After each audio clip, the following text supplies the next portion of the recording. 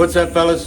We're doing a process control video today. I got a lot of customers asking me to help them retrofit a PCM or process control module. They're also called PLCs, programmable logic controllers. They want to be able to turn a waste oil burner on and off using a thermostat. So let's take a look at this Resideo PLC and see what we got going on here. This is my test bed setup. This is just for the primary test, and I'm just learning how to use the equipment today. This is a Resideo R7284U. There are different versions of this controller. You can see here what we got. And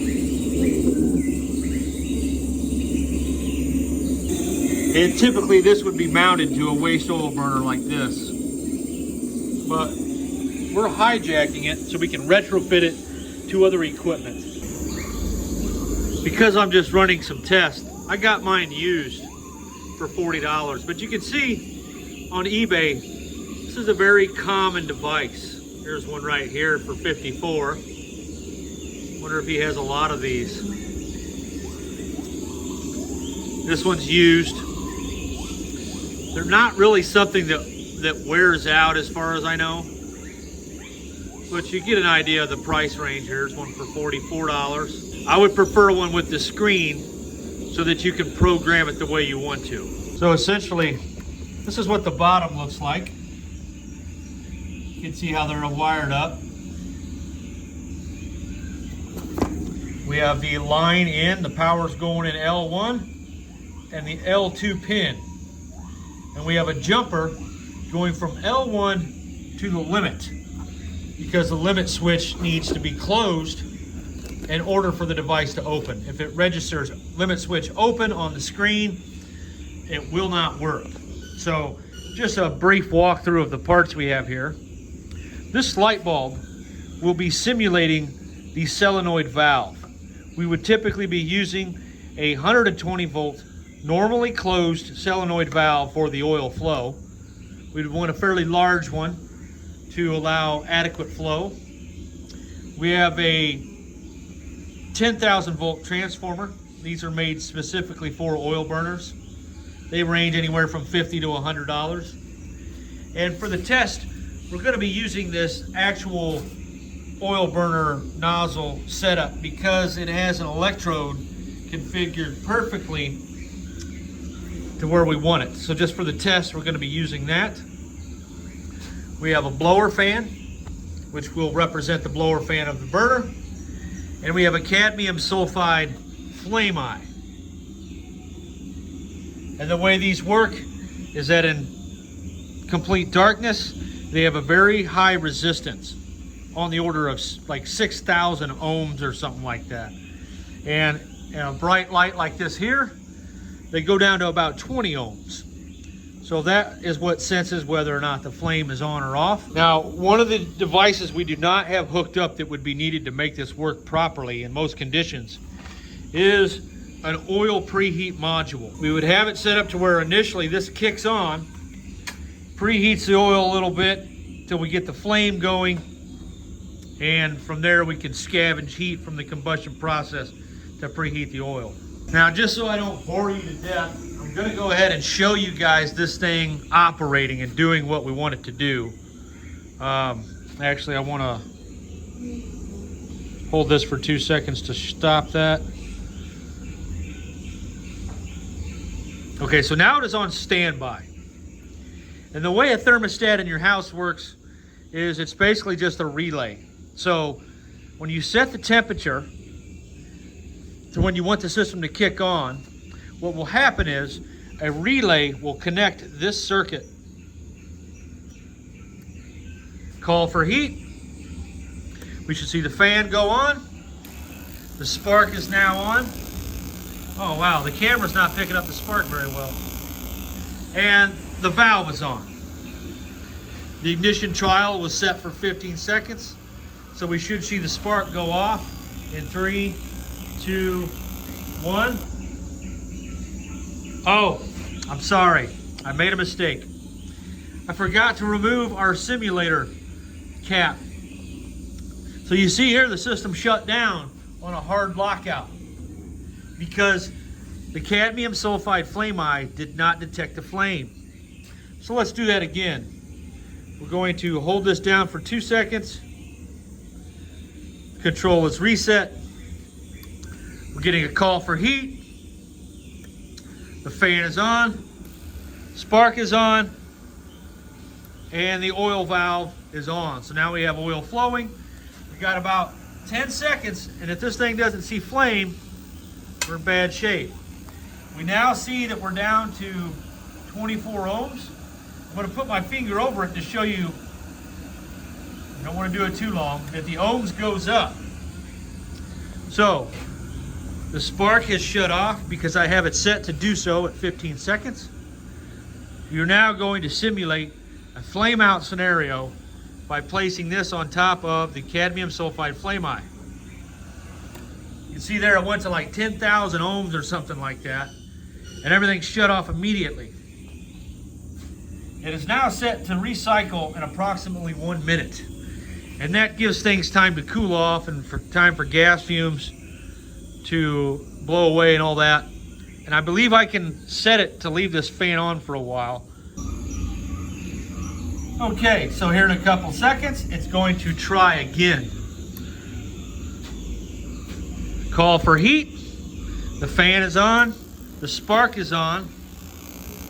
And the oil valve has kicked on.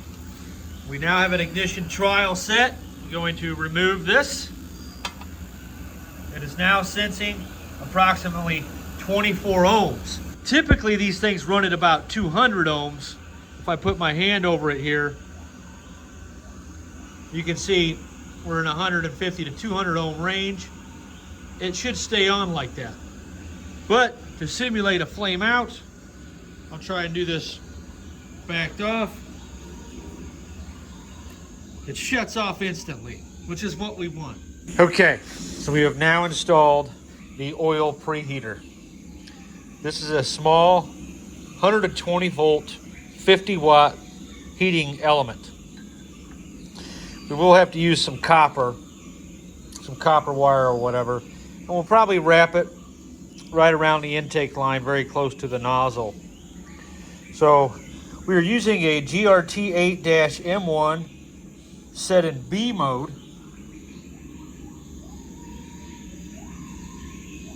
And we're doing, looks like 1 minute for the time interval. That's going to be this module right here. And we are going with interval power on. So as soon as the device senses power, the relay kicks on for a set amount of time. We have it set for 1 minute in this particular case. These are some of the other options you have available. Very versatile little piece of kit right here. I recommend you check one of these out if you're in any type of process control or you're trying to automate anything. So we're going to trigger the thermostat. In this case, the Resideo module would be connected to the thermostat relay. There is not a 24 volt signal that's sent to this. It simply completes the circuit. I'll have to do a little bit of research to determine which thermostat connections actually facilitate that action, because I believe there are a couple that actually produce a voltage or send a voltage through the line. So try and get this stuck together here on the fly.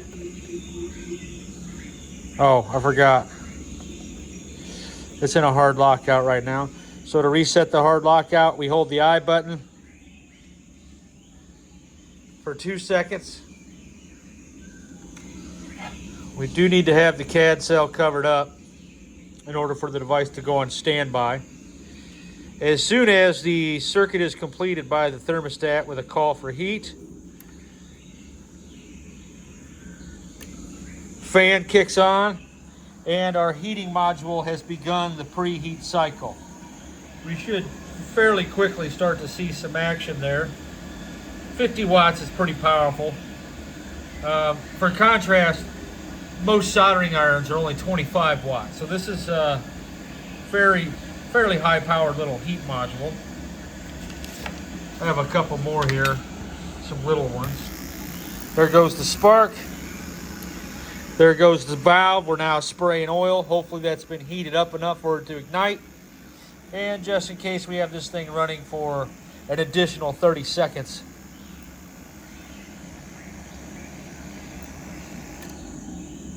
Oh, I forgot to take the cover off the flame eye. So we went into hard lockout mode there. So let's redo that. We're going to hold this down for 2 seconds. That will reset the controller. Is now again in standby. Is now on call for heat. This time, as soon as I hear the spark fire, I'm going to remove the cover from the cadmium sulfide flame eye. We're just boiling away there. The valve comes on after this delay. And this is giving the preheat element time to heat up the oil line going to the nozzle. So here we go. The spark is now on. The valve is triggered. I need to remove this. And we're only showing about 53 ohms there. This thing is just kind of boiling away on me. So it's a pretty powerful module. It might be too much. It might cause some varnishing in the oil line. Just want to see that this thing shuts off in the 1 minute time interval so that we ain't cooking everything. But it's probably a good idea to leave it running a little longer than, there we go, the light's off, the preheat module has shut down. So that's the configuration we are going to attempt.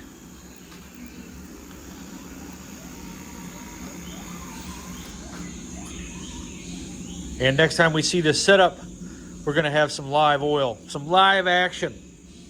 I may try it on diesel first, but I don't know what the point of that would be. But I do have some smaller heating elements. I don't think these are big enough. What is this thing? Oh, wait a minute. This is a 50 watt also. What is this thing? Oh, I apologize. This is actually a 150 watt. So that's a fairly powerful heating module. And the way I have this wired up is the input power.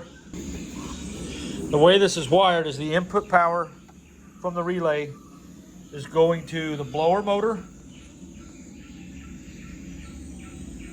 and the L2.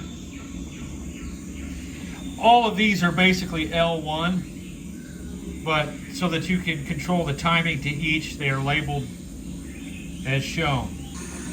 So that pretty much concludes this test. Now that I have acclimated myself to the different configurations of this machine, I think I'm able to use it. Just thought I'd bring you guys along, and this is also for my own personal archive. How do we program this thing though?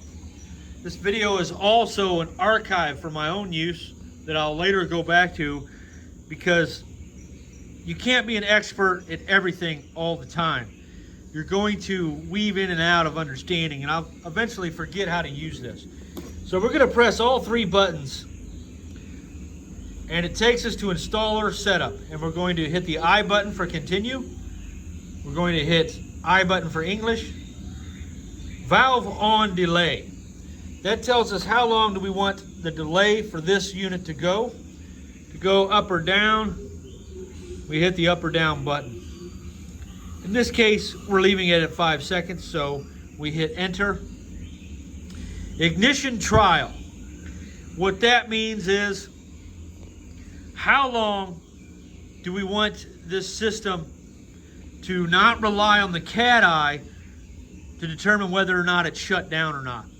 So we can increase that to 30 seconds, 45 seconds, but in my case, I'm gonna recommend spraying oil for 15 seconds. You know, that's good enough for me. I don't want to sit there and spray oil forever, but there may be some circumstances where you need to do that because the oil is just really cold and it's taking a minute to get things going.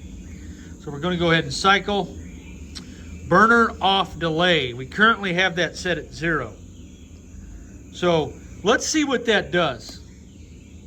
Let's set the burner off delay to 15 seconds. And what that may do is when I put this cat eye cover in place, it may wait 15 seconds to shut the burner off. Typically we don't want that, but we're gonna just give it a go and see if that's what happens, because we need to know these things. So we're gonna hit enter. TT configured on. If you're gonna run this on a thermostat, you have it set at no. If you're gonna run it on an aquastat, you have it set at yes. And in that case, this jumper would remain in place all the time, and the power would be turned on and off by the aquastat. And that's in the diagram. You can see here, we have the jumper in place, and the power is controlled inside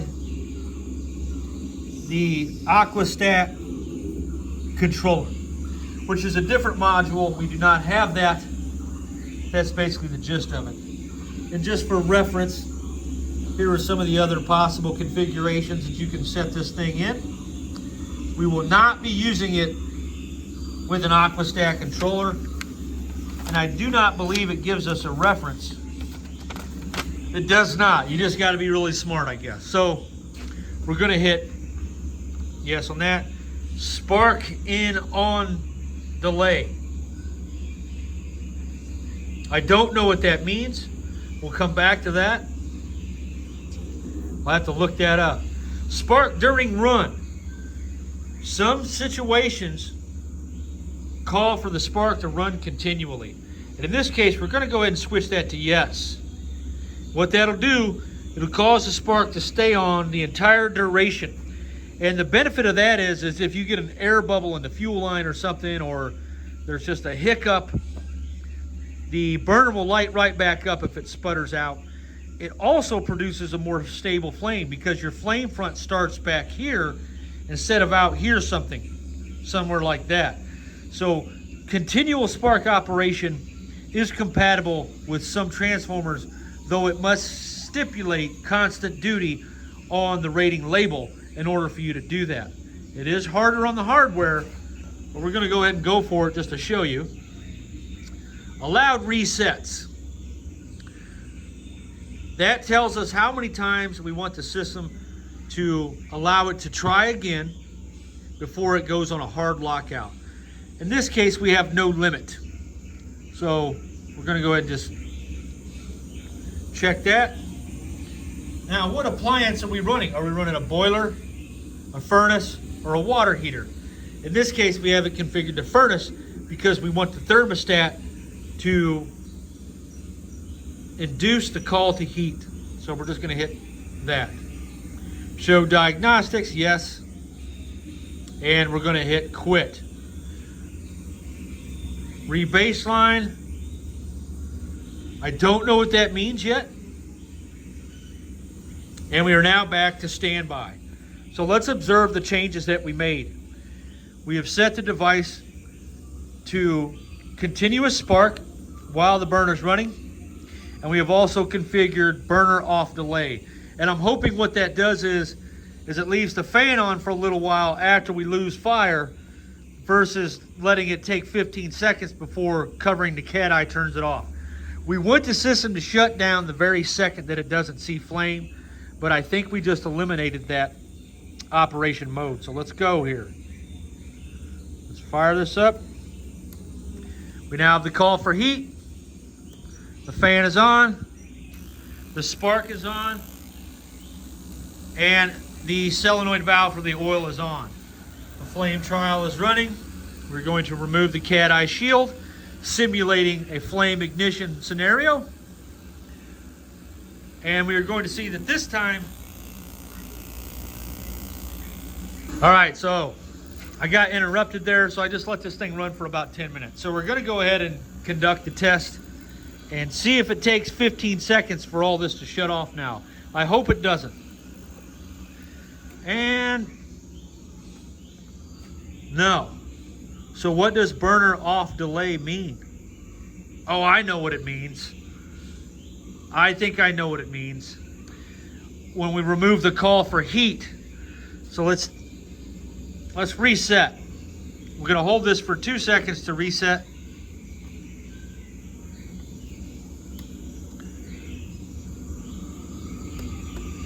Okay, it's on standby. We're gonna go call for heat, maybe. Come on, baby. Call for heat. Spark is on. The spark's staying on now. Valve is on. We're on flame trial. We're gonna remove this. It sees that we have a flame. So when I remove this, everything should stay on for 15 seconds.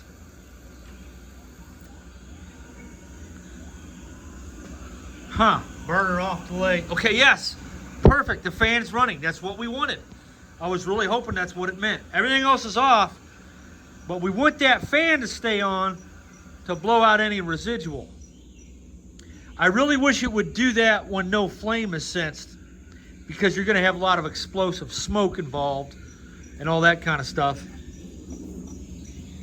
Okay, so that's good to know. So let's see if the fan stays on when we lose flame this time. I don't think it's going to. I think we have to figure something out there. Call for heat. Everything's kicking on. Spark is on. Valve is on. Flame eye is seeing flame. I want this fan to stay on for a little bit when the flame goes out to blow the smoke out. Now it just went to a hard lockout and the fan is going off.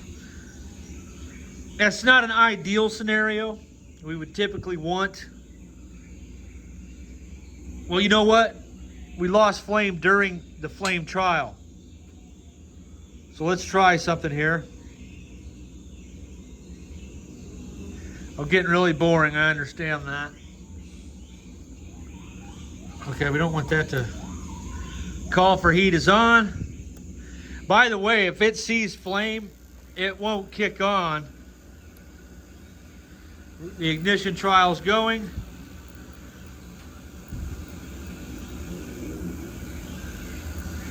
I don't know if there's a way I can configure it to keep that fan on or not. We'll have to go through the cycles again. No.